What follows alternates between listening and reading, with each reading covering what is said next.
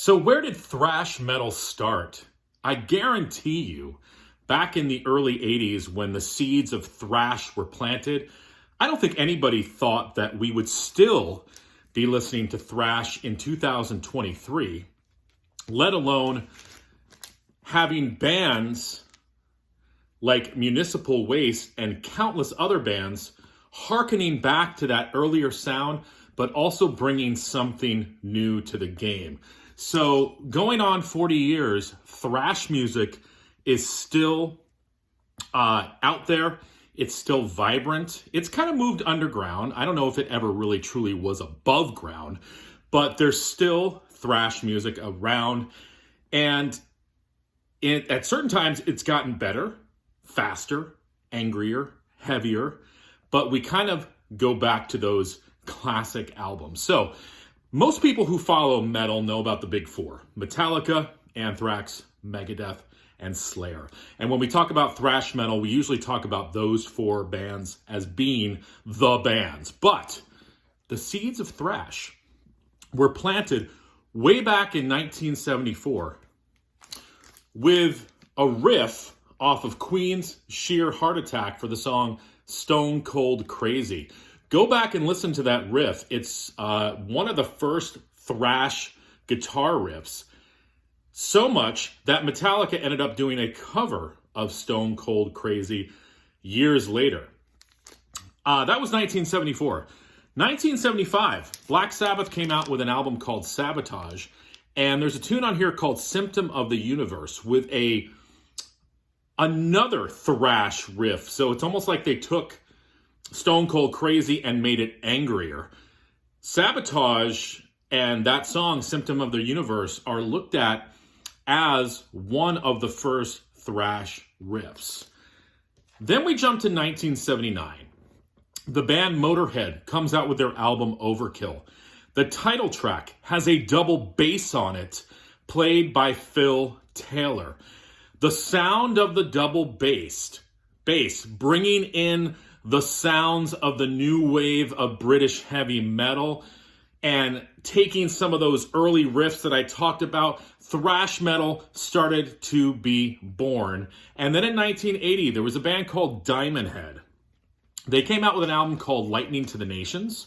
This is not Lightning to the Nations, but this is sort of a compilation album of Diamond Head.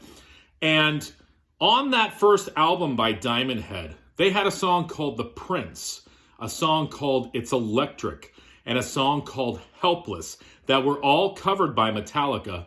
But the one song, Am I Evil, is probably looked at by many thrash bands as being the song that sort of started this movement. So Diamond Head, definitely an influential band in thrash music.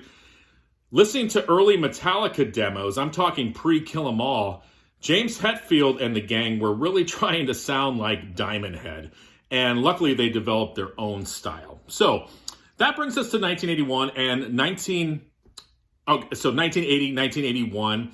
81 was a big year because, as I said, that double bass sound, the new wave of British heavy metal, started to come together to form this thrash music that was sort of, let's take metal to that next level and further distance ourselves from the glam look and sound of what was starting to become, that other form of metal that would turn into maybe like the hair metal and things like that.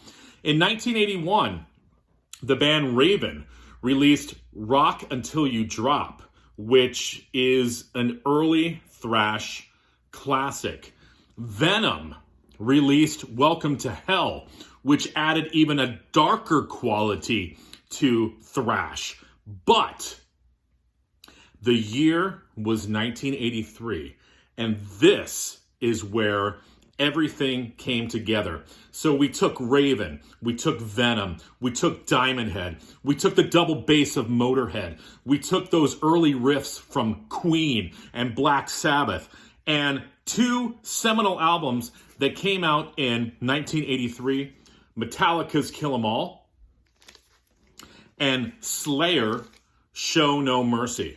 Okay? And from there, it just shot out like a rocket. I think around this time, 1983, the band Overkill also had a demo out, and they were from New Jersey. So, it was starting to spread like wildfire. And then you had the Testaments and the Coroners and, the Metallicas and the Death Angels, and everybody was jumping in the fire, pun intended, to this thrash movement. So there you go, a little history of thrash. Kind of crazy to think that maybe Queen kind of started to plant the seeds of thrash with the riff from Stone Cold Crazy. I don't know. Let me know what you guys think.